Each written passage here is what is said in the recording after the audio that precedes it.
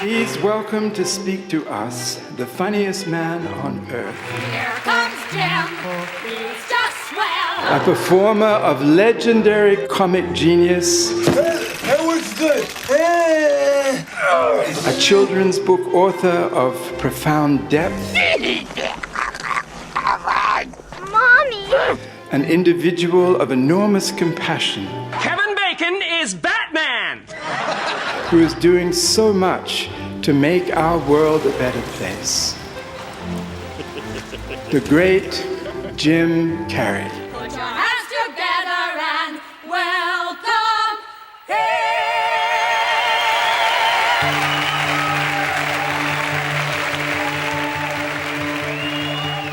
I'm here to plant a seed today. A seed that will inspire you to move forward in life with enthusiastic hearts and a clear sense of wholeness. The question is, will that seed have a chance to take root? Or will I be sued by Monsanto and forced to use their seed?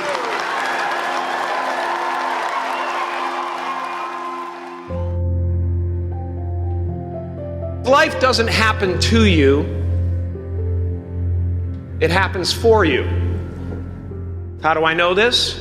I don't, but I'm making sound, and that's the important thing. You can do anything but lay over them blue suede shoes. Sometimes I think that's the only thing that's important, really. You know? It's just letting each other know we're here. Reminding each other that we're part of a larger self. This is his first appearance on American television. Would you welcome Jim Carrey? Jim? I used to think Jim Carrey is all that I was. Just a flickering light. A dancing shadow.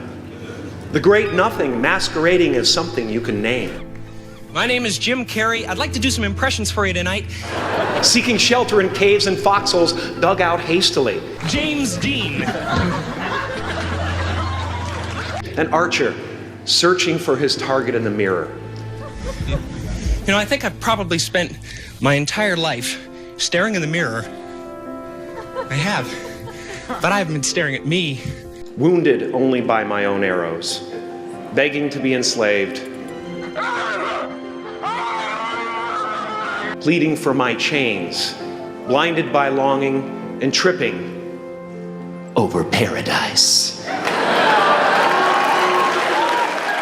Yeah, I could do something a little offbeat here. It's not like we didn't plan it, but You didn't think I could be serious, did you? I don't think you understand who you're dealing with. I have no limits.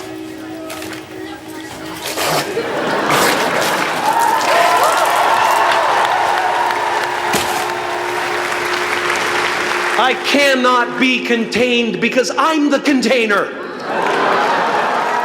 We all wear masks, metaphorically speaking. I used to believe that who I was ended at the edge of my skin. That I had been given this little vehicle called a body from which to experience creation. And though I couldn't have asked for a sportier model. It was, after all, a loaner and would have to be returned. Then I learned that everything outside the vehicle was part of me too. And now I drive a convertible. Top down, wind in my hair. Woo! What's your problem, schmuck? I'm an inconsiderate prick!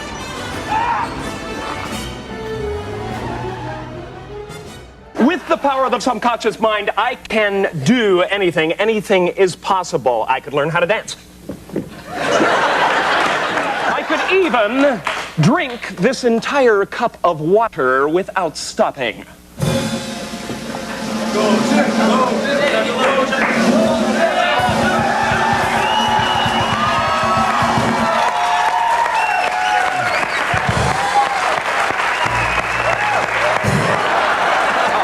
You are the vanguard of knowledge and consciousness. A new wave in a vast ocean of possibilities. So beautiful. On the other side of that door, there's a world starving for new ideas, new leadership.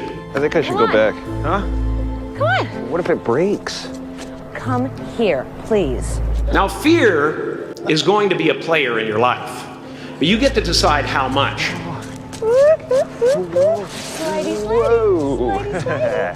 You can spend your whole life imagining ghosts, worrying about the pathway to the future, but all there will ever be is what's happening here, and the decisions we make in this moment, which are based in either love or fear.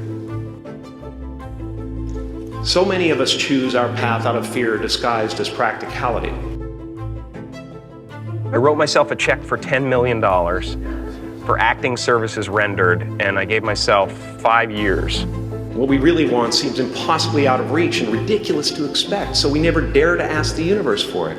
Excuse me, I need a spoon. And I put it in my wallet and I kept it there and it deteriorated and deteriorated. I'm saying I'm the proof that you can ask the universe for it. Just before Thanksgiving 1995, I found out that I was going to make $10 million on, I think it was Dumb and Dumber.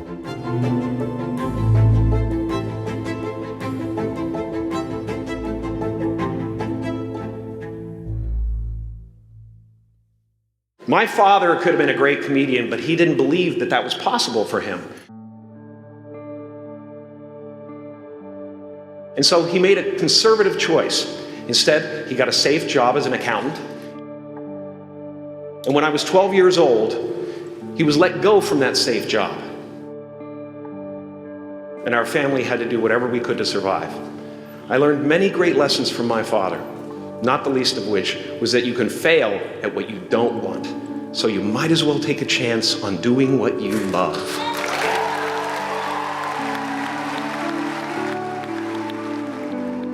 It's not the only thing he taught me, though.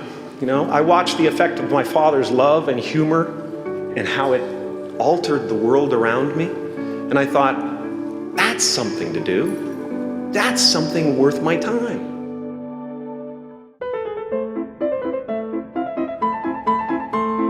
It wasn't long before I started acting up. You know, people would come over to the house and they'd be greeted by a 7-year-old throwing himself down a large flight of stairs. They would say, "What happened?" And I would say, "I don't know. Let's check the replay." I'd go back to the top of the stairs and come back down in slow motion.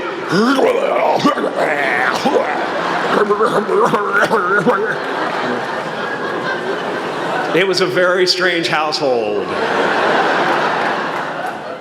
My father used to brag that I wasn't a ham, I was the whole pig.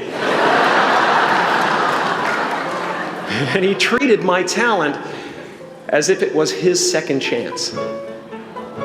When I was about 28, after a decade as a professional comedian, I realized one night in LA that the purpose of my life had always been to free people from concern, just like my dad. Hey man, I just learned this incredible new move in karate today, but you gotta come at me like this. And when I realized this, I dubbed my new devotion the Church of Freedom from Concern. And I dedicated myself to that ministry. What's yours? How will you serve the world? What do they need that your talent can provide? That's all you have to figure out. Baby, I've been loving you so long. As someone who's done what you're about to go and do, I can tell you from experience, the effect you have on others is the most valuable currency there is. Thank you. Everything you gain in life will rot and fall apart, and all that will be left of you is what was in your heart. My choosing to free people from concern got me to the top of a mountain. Look where I am. Look what I get to do. Everywhere I go. I'm going to get emotional because when I tap into this, it really is extraordinary to me. I did something that made people present their best selves to me wherever I go. I'm a big fan. I just want to, I really respect your work. The only one I hadn't freed was myself. And that's when my search for identity deepened. I wondered who I'd be without my fame. Who would I be if I said things that people didn't want to hear? Like the new dress? Whatever it takes to focus off your head. Or if I defied their expectations of me. What if I showed up to the party without my Mardi Gras mask and refuse to flash my breasts for a handful of beads. That peace that we're after lies somewhere beyond personality, beyond the perception of others, beyond invention and disguise, even beyond effort itself. You can join the game, fight the wars, play with form all you want, but to find real peace, you have to let the armor go. Your need for acceptance can make you invisible in this world. Don't let anything stand in the way of the light that shines through this form. Risk being seen in all of your glory.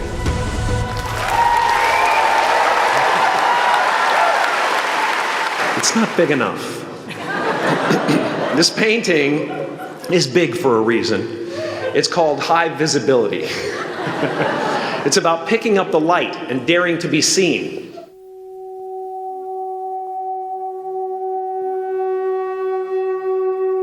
Here's the tricky part. Everyone is attracted to the light. The party host up at the top, who thinks unconsciousness is bliss and is always offering to drink from the bottles that empty you. Misery below her despises the light, can't stand when you're doing well, wishes you nothing but the worst. Art has to be service, it's like you're servicing your subconscious.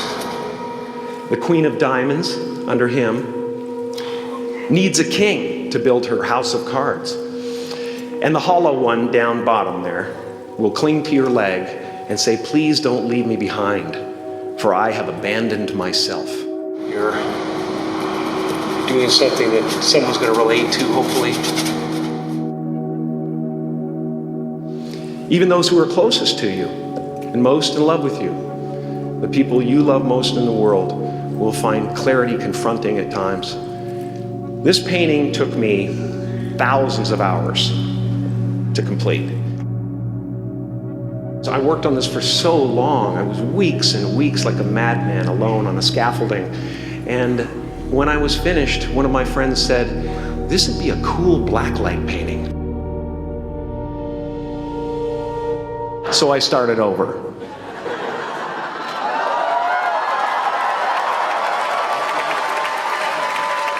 Painting is one of the ways I free myself from concern. A way to stop the world through total mental, spiritual, and physical involvement. But even with that comes a feeling of divine dissatisfaction. Because ultimately, we're not the avatars we create. We're not the pictures on the film stock. We are the light that shines through. All else is just smoke and mirrors, distracting, but not truly compelling. I've often said that I wished people could realize all their dreams and wealth and fame, and so that they could see that it's not where you're going to find your sense of completion. Like many of you, I was concerned about going out into the world and doing something bigger than myself. Until someone smarter than myself made me realize that there is nothing bigger than myself. My soul is not contained within the limits of my body. My body is contained within the limitlessness of my soul. One unified field.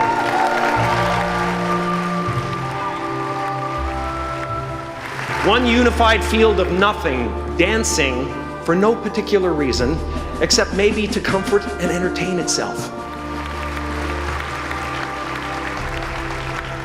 As that shift happens in you, you won't be feeling the world, you'll be felt by it. You'll be embraced by it.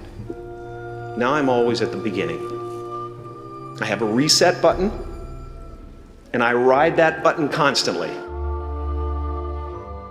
Once that button is functioning in your life, there's no story that the mind could create that will be as compelling. The imagination is always manufacturing scenarios, both good and bad, and the ego tries to keep you trapped in the multiplex of the mind. Our eyes are not viewers, they are also projectors that are running a second story over the picture that we see in front of us all the time. Fear is writing that script, and the working title is, I'll Never Be Enough.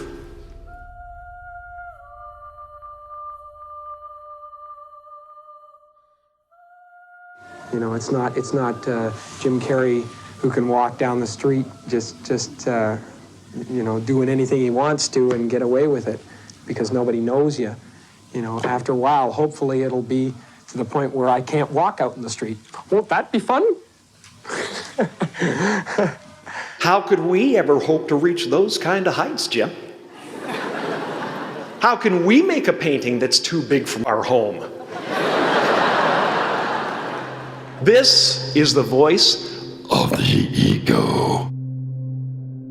And if you listen to it, there will always be someone who's doing better than you. No matter what you gain, ego will not let you rest. It will tell you that you cannot stop until you've left an indelible mark on the earth, until you've achieved immortality. How tricky is this ego that it would tempt us with the promise of something we already possess? I just want you to relax.